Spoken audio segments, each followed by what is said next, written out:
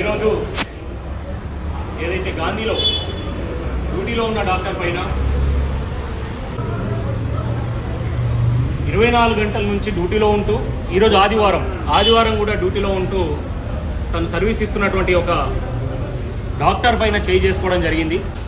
గాంధీ ఆసుపత్రిలో మనం రోజు చూసుకున్నట్లయితే దాదాపుగా వందల నుంచి వేలాది మంది పేషెంట్లు ఎమర్జెన్సీ పరిస్థితుల్లో వస్తూ ఉంటారు.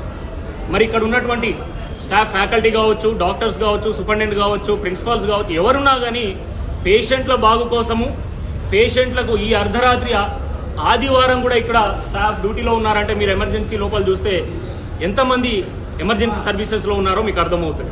మరి ఇటువంటి పరిస్థితుల్లో సర్వీస్ ఇస్తున్నటువంటి డాక్టర్ల పైన దాడులు చేయడము, మాకు పై వాళ్ళు తెలుసు, మినిస్టర్లు తెలుసు అని చెప్పేసి దబాయించేసి డాక్టర్లను కొట్టడం డాక్టర్ల సంఘాల నుంచి మేము తీవ్రంగా ఖండిస్తా ఉన్నాం. ఏదైతే